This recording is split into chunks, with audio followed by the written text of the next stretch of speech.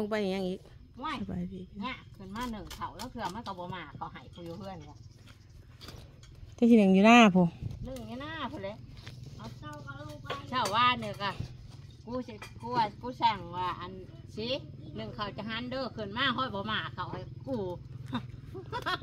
ว่ากูเป็นห่วงเสียได้หลายแฉกเพราะเขาจะขึ้นช่วย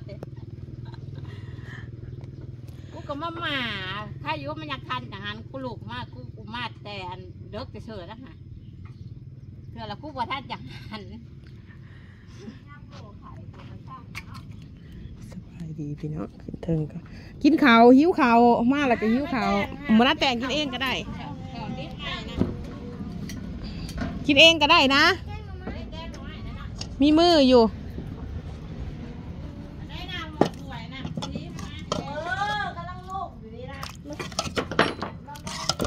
มึงนอนอยู่เลยสิกูจะเห็ดกินเองกูดอกกูมีมืออยู่อย่าเถียงกันเถียงกันแล้วลืมเลยนะลืมยังผี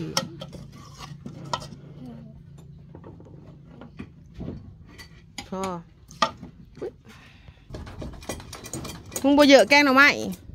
มึงเยอะยังสนะ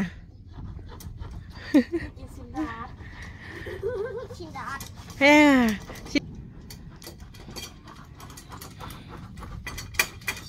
จะกินเขาก่อนพี่น้องมาหายายเปมาแต่ผู้ใดพี่น้องมาแต่บ้านนาหวามาแต่เอาของไปหายายนะเลยพี่น้องก็เลยมาพี่มาแล้วก็เลยหิวเขาเอาไปบ้ามาเย็นเลยไม่โกงกุดนี่ตายละบ้านเมืองกูดูเพื่อนแกงใส่ยังเสมอ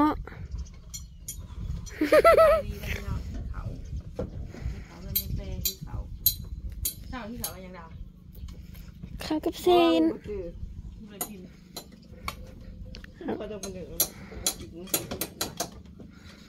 อยากกินสินดาด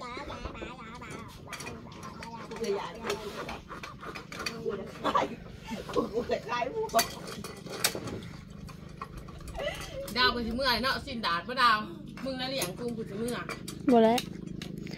บ่มีเงินจะกินสินดาดพี่น้องอยากกินสิก็อยากกินได้แต่ตาพ่อหาพี่โซ่มันจะ1,000-2,000นี่จะเหลือพ่อก็กินเฮ้ยสิถ้าสิอ้อพักดอกถ้าสิไปเก็บอยู่ข้างห้องน้ำถ้าสิอ้อไปเก็บอยู่ข้างห้องน้ำ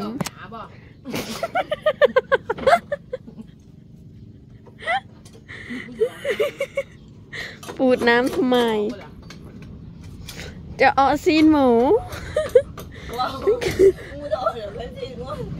จะอ้อซีนหมูกับอันลูกซีนน้ำแจ่ว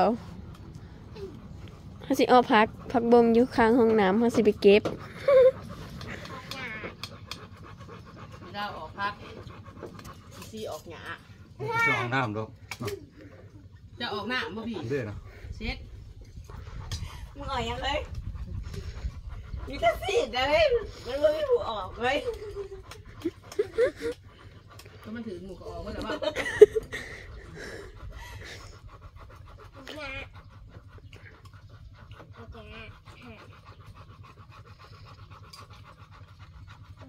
ใช้ไปหาหน่อไม้ที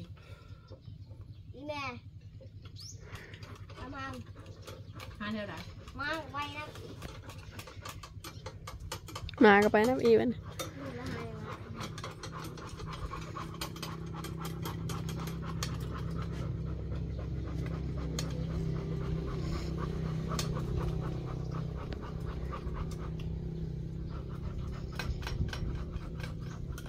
พอมึงผู้ไทยอันนี้เนาะผู้ไทยอยู่เทิงพี่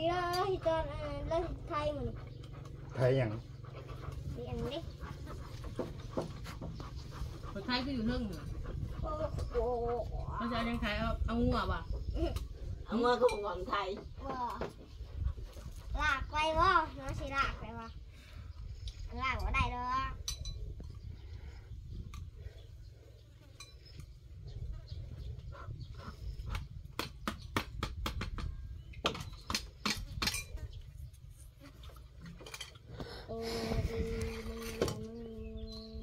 ส่แกง จังนั้นก็เมาเป็นโนอี จะไปนี่ซื้อไปยัง นาทีเป็นนัวละไอ้ตายโลดอันนี้สุดลับละ เป็นโนใส่ส่งเธอจนเมา ชิวและใส่หัว พักอีกเอาสิละกินละมากินแกงหน่อไม้ค่ะบ่มักดอกเขามากินเขาได้กินสินดาด อันเล็กเสร็จแล้ว เออเนาะคือยอดขันแค้นบ้านหาเลย อยากสิดานกับบริกินแล้วสิดาวเอ้ยมีไปซื้อมึงเลยมึงก็บ่ซื้อแล้ว เขาบอกอยู่ว่าสิออกพักค้างห้องน้ำพักบงค่ะเขามาหลายในค้างห้องน้ำมันดี ค่อยก่อบ่ได้ค่อยก่อบ่ได้เฮ้ยตัวมันผิดเฮ้ย เดือนตัวแพงกูว่าหมึกสิพี่น้ำกู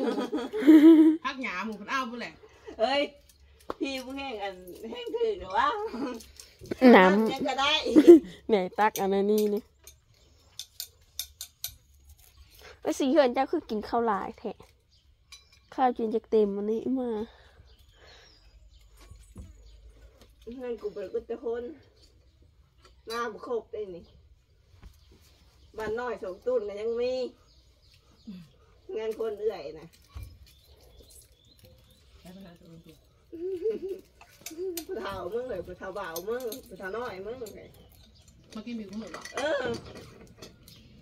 เฒ่าน้อยมึงเลย ได้หน่อย กินกูมือนั่นแหละ ทำแนวมากว่า นี่แหละที่แม่เราทำมึงเร็วมากเลยน้อยมึงไม่กินข้าวบ่ถึงมาเล่นเราอ่ะเราไม่ยอมรับว่าไม่กินข้าวแล้วนะ ไม่ได้เนี่ย ไม่กินข้าวเลยไม่กินกูมือนะกินได้แล้วก็ลง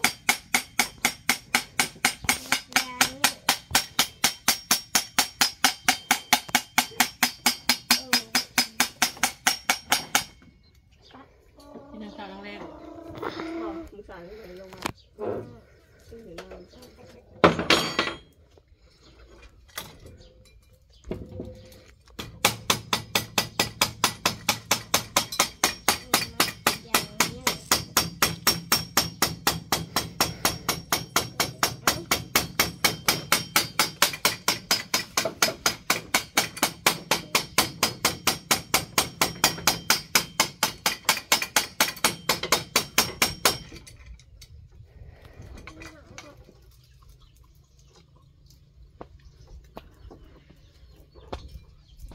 เปล่าดาวแดดแห้งถ่ายไปหมดคือหาจับกองว่ะ น้ำเย็นอยู่ใช่ไหมไม่รู้ค่ะ จะเอาน้ำเย็นมาให้ นี่ มา แหละไม่ตีหมองหม่ำน้ำมากเลยเนาะ หาระเบิดเข้าไปเอา บ้านของฉัน ทำไมเอาแดดเอาลบขึ้นเอา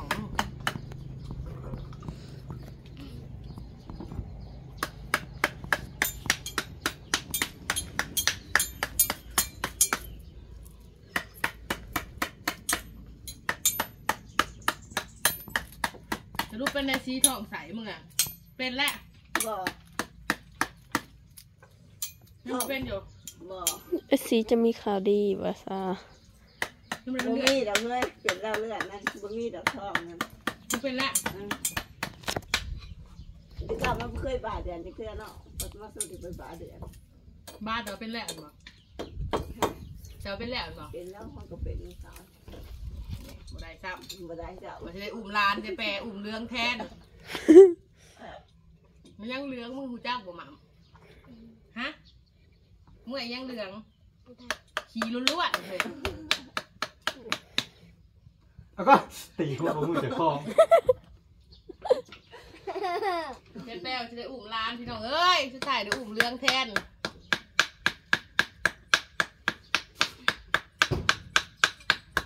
อิ่มบัดนี้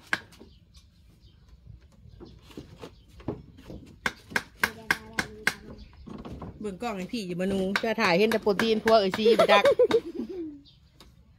กล้องเชี่ยลงหลุมทำมาถ้าพี่กูบอกไว้ถ่ายอยู่ด้วยนั่งให้ไม่เห็นกัดขาดไปเบิ่งพอพี่จะตา ไม่ได้บอก เว้นว่าซีเนี่ยจะตายหรอกล่อโอ้ยได้พอดี อ้าว กูจักแมวนักถ่ายมากขนาดนี้นะกูก็ลงไปซะเลย คำบอกว่าเฮ้ยอันโฟกัสอย่างเนาะก็เลยโฟกัสตา อันนี้ก็จะเป็นโปรกัสตีนพวกซีก็จะพงโปดดักกูไปนั่งผู้บันหนึ่ง อืม กินอิ่มแล้วพี่น้องเอ้ย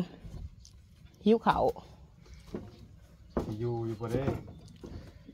ชื่อว่า แต่ตาสิบ่คงแต่เด้ ไม่กินมะพร้าว ไปมะพร้าว กูเห็นมะม่วงแต่มันบ่สุก ยืดเจ้ากับมึง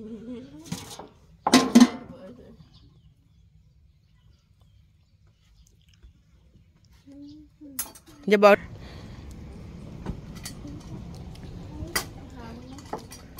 กูไปคิดสิ่งจักตอนนะง่วนในขอของตัวเองเดี๋ยวมาจมกูแกงมาใหม่ใหญ่แปรบัดนี้สัตว์ใส่แกงใส่กระดูก สี่ขึ้นน้ำมะพร้าว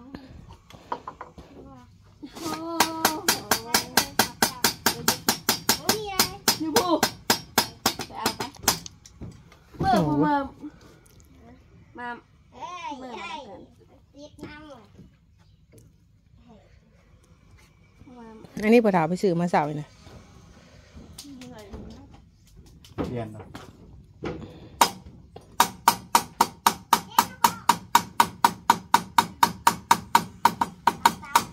อ๋อ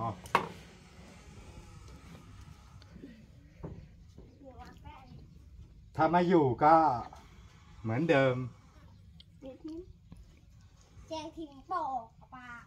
ไม่ดังไพ่คุณกระโดด เดี๋ยวแปรลงมาหน้าเลยสะออนบางยมเด้ ตัวนี้แล้วก็จะมาอยู่กับ มันคือบุเป็นหมากอันอื่นเนาะเส้นหมากลำหยอกหมากลำไยไปจังสิเป็นยังมันจะเป็นหมากยม